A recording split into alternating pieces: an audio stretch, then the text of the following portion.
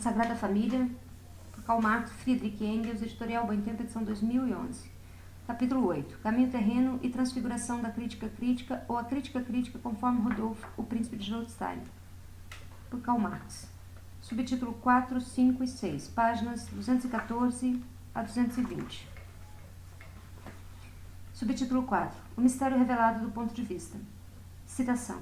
Rodolfo não se detém em seu sublime ponto de vista.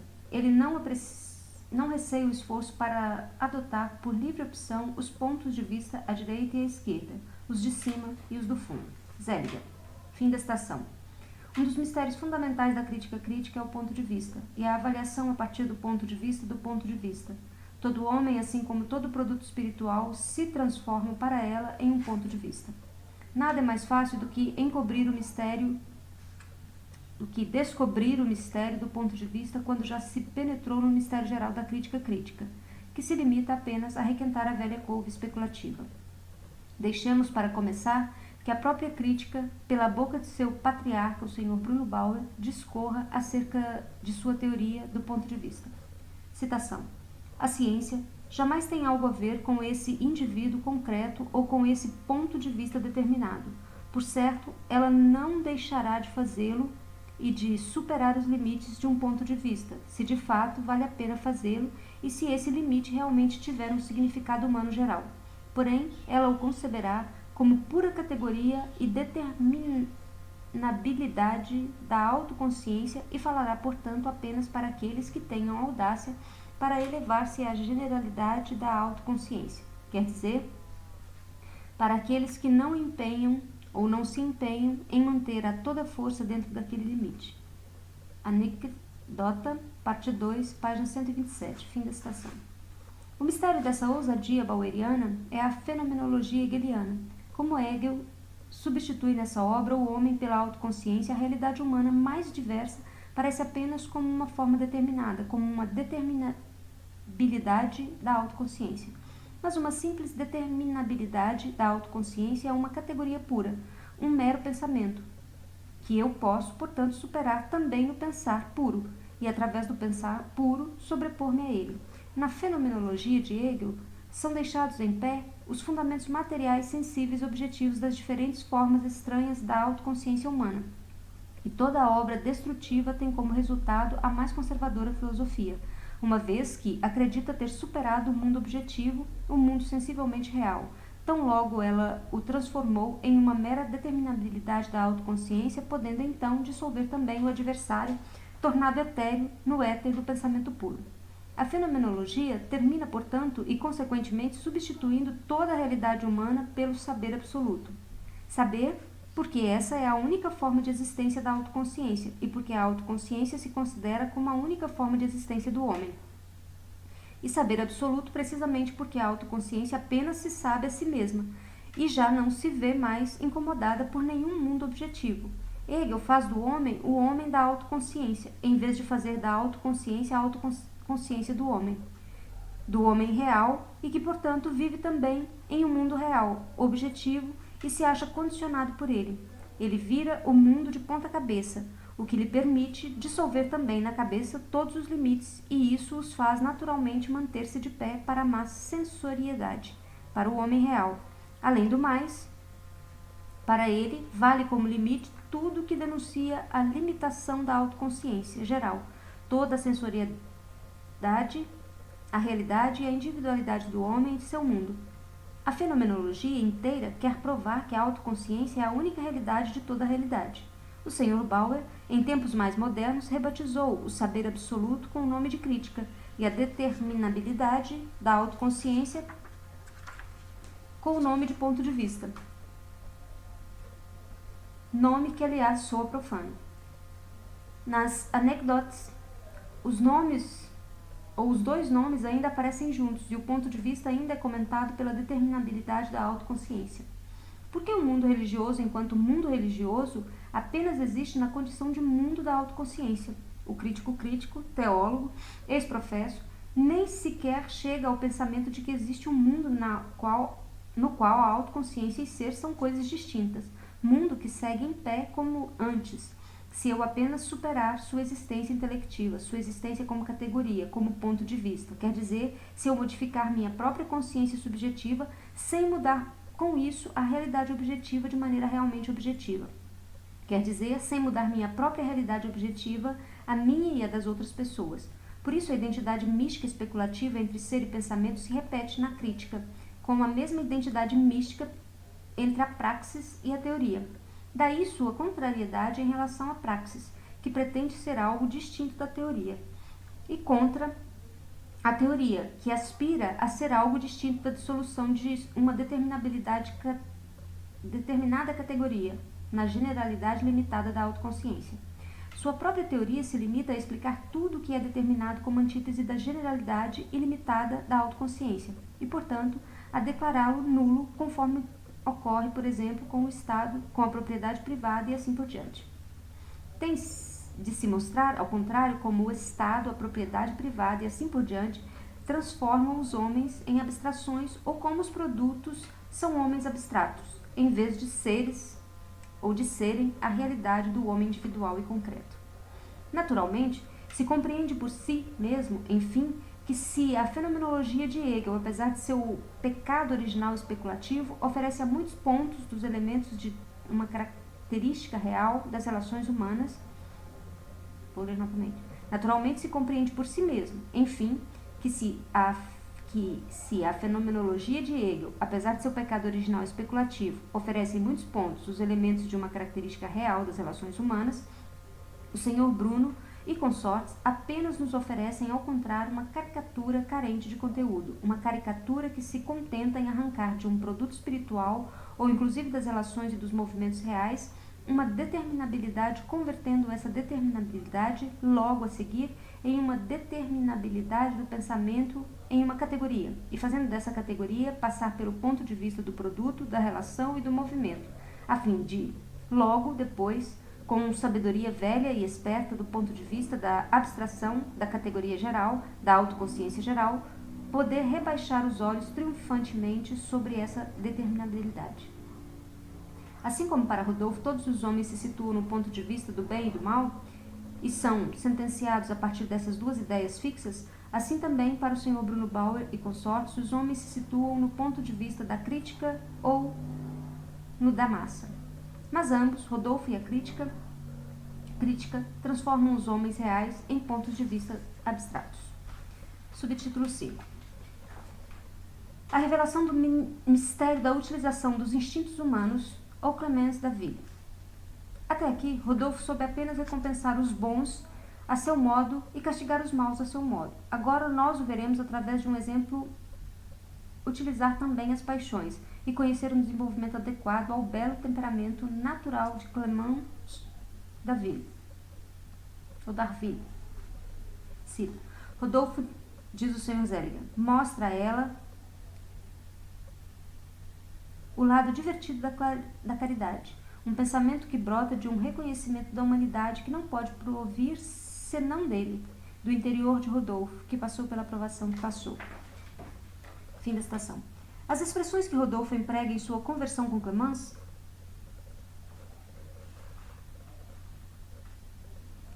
citação, nota 62, tradução, fazer atrativo, utilizar o gosto natural, regulamentar a intriga, utilizar as inclinações, a dissimulação e a astúcia, transformar em qualidades generosas os instintos imperiosos e inexoráveis. Nota NIE. Etc. Essas expressões, tanto quanto os próprios instintos, que aqui são atribuídos perfeitamente à natureza da mulher, denunciam a fonte secreta da qual emana a sabedoria de Rodolfo, Fourier. Não resta a menor dúvida de que lhe caiu às mãos uma versão popular da doutrina fourieriana. E a aplicação da doutrina é mais uma vez propriedade exclusiva de Rodolfo, nem mais nem menos que a aplicação anterior da teoria de Bentham. Não é na caridade, tal como ela é, que a jovem marquesa deve encontrar uma satisfação para o seu ser moral, um conteúdo e um objetivo humanos para a atividade, e por isso também um entretenimento. A caridade oferece muito antes apenas o motivo externo, apenas o pretexto, apenas a matéria para uma espécie de entretenimento, que poderia muito bem apresentar outra matéria como seu conteúdo. A miséria é explorada conscientemente a fim de proporcionar o aspecto picante do romance, satisfação da curiosidade, aventura, disfarces, gozo da própria excelência, estremecimentos nervosos àquele que pratica a beneficência. Com isso, Rodolfo proclama, sem o saber, o mistério há muito tempo descoberto de que a miséria humana em si, a abjeção infinita, que é obrigada a esmolar, servem à aristocracia do dinheiro e da cultura como um joguinho para a satisfação de seu amor próprio, para fazer cócegas em sua soberba, para diverti-la. As várias sociedades beneficentes que funcionam na Alemanha, as várias ligas de caridade existentes na França, as numerosas quixoterias beneficentes na Inglaterra, os concertos, bailes, comédias, comida para os pobres, até mesmo as subscrições públicas destinadas a socorrer as vítimas dos acidentes, não tem outra finalidade a não ser essa. Nesse sentido, aliás, poderíamos dizer que, há muito tempo, a beneficência está organizada como um entretenimento. A mudança repentina e imotivada da marquesa, ou apenas ouvir a palavra divertido, nos leva a duvidar da estabilidade de sua cura, ou, muito antes, essa mudança é apenas aparente, uma vez que é repentina e motivada, e só passa a atuar quando a charité, nota 63, ou a caridade, carité deve ser, é caracterizada como um divertimento. A marquesa ama Rodolfo e Rodolfo quer disfarçar-se com ela, fazer intrigas, lançar-se a aventuras de caridade. Mais tarde, em uma visita caritativa da marquesa na prisão de Saint-Lazare, também se manifestariam seus ciúmes em relação a Fleur de Marie, e devido à caridade em relação aos seus próprios ciúmes, ela não fala da detenção de Marie e Rodolfo. Mas, no melhor dos casos, Rodolfo terá conseguido fazer com que uma mulher desgraçada represente com outro ser desgraçado uma comédia estúpida. O mistério da filantropia, tomada por ele, é denunciada por aquele dandy, nota 64, outro nome que também tem seu significado e é mantido em francês no original. Dandy significa também bobo, na língua de François Villon. Porque aquele dandy de Paris, que depois da dança convida sua dama a cear com estas palavras. Cita, nota 65, tradução. Ah, senhora, não basta ter dançado em benefício destes pobres poloneses. Sejamos filantropos até o fim. E vamos cear agora em benefício dos pobres. Nota minha. Subtítulo 6. Revelação do mistério, da emancipação das mulheres ou Louis Morel. Com a detenção de Louis Morel, Rodolfo se deixa levar por reflexões que poderiam assim ser resumidas. Cita. O senhor muitas vezes corrompe a criada, seja através do medo, da surpresa ou através do aproveitamento de outras oportunidades que a natureza da relação de servidão proporciona. Ele as lança à desgraça, à ignomínia e ao crime. A lei permanece alheia a tudo isso. O criminoso, que praticamente obrigou a moça ao infanticídio, permanece impune. Fim da citação. As reflexões de Rodolfo nem sequer chegam a se estender a ponto de submeter as relações de servidão à sua augusta crítica. Na condição de pequeno soberano, ele é um grande protetor das relações de servidão. A reflexão de Rodolfo está ainda mais longe de compreender os aspectos desumanos da situação geral da mulher na sociedade de hoje. Completamente fiel à sua teoria desenvolvida até agora, ele não sente a falta de nada além de uma lei que castigue o sedutor e associe o arrependimento e a penitência a uma pena terrível. Bastaria a Rodolfo voltar a vista para ver ou para as leis vigentes em outros países. A legislação inglesa preenche todos os seus desejos. Ela chega em seus delicados sentimentos, que Blackstone ressalta com tanto fervor, a declarar culpado de felonia, inclusive aquele que seduz uma moça-dama. O Sr. Zeliger faz soar os clarins da fanfarra. Cita. Isso, pensai, Rodolfo, e agora contrastai essas ideias com vossas fantasias acerca da emancipação da mulher. O fato da emancipação quase pode ser tocado com as mãos dentro delas, ao passo em que vós sois, por natureza, pessoas demasiado práticas. Razão que explica vosso fracasso seguido tantas vezes após vossas simples tentativas. Fim da citação. Em todo caso, devemos ao Sr. Zelig a revelação do mistério de que quase se pode tocar com as mãos um fato constituído à base de ideias. No que se refere à sua divertida comparação de Rodolfo com os homens que ensinaram a emancipação da mulher, não é preciso mais do que comparar os pensamentos de Rodolfo com as seguintes fantasias de Fourier. Cita: adultério e sedução honram o sedutor, são coisas de bom tom. Contudo, pobre moça, e o infanticídio, que crime? Se a moça seduzida quer seguir na condição de honrada, ela tende a pagar as manchas de sua desonra e se sacrifica seu filho aos preconceitos do mundo. A ignomínia que cai sobre ela e é ainda maior, ela se vê exposta aos preconceitos da lei. Esse é o ciclo vicioso que descreve qualquer mecanismo civilizado. A jovem filha, por acaso, ela não é uma mercadoria oferecida à venda, a quem melhor pagar para adquirir a propriedade exclusiva sobre ela? De même qu'un, nota 66, tradução. Assim como a gramática, duas negações equivalem a uma afirmação. Poder-se-ia dizer que no negócio conjugal, duas prostituições equivalem a uma virtude. Nota minha. Outra citação. A mudança de uma época histórica pode ser sempre determinada pela atitude de progresso da mulher perante a liberdade, já que é aqui, na relação entre a mulher e o homem, entre o fraco e o forte, onde a vitória da natureza humana sobre a brutalidade, que ela aparece de modo mais evidente. O grau da emancipação feminina constitui a pauta natural da emancipação geral. A humilhação do sexo feminino é uma característica essencial tanto da civilização quanto da barbárie. Porém, com a diferença de que a ordem civilizada eleva todos os vícios que a barbárie comete de um modo simples a um modo de pensar bem mais complexo, de duplo sentido, equívoco e hipócrita.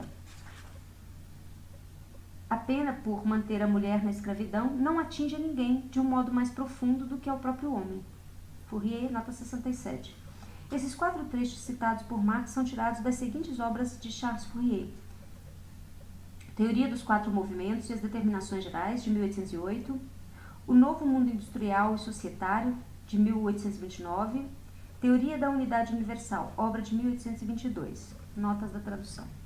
Fim da citação. Diante do pensamento de Rodolfo, é inútil apontar para a caracterização magistral do casamento encaminhada por Fourier, assim como para os escritos da fração materialista do comunismo francês. Os mais tristes despojos da literatura socialista, assim como os encontramos no romancista, ainda continuam revelando mistérios desconhecidos para a crítica crítica.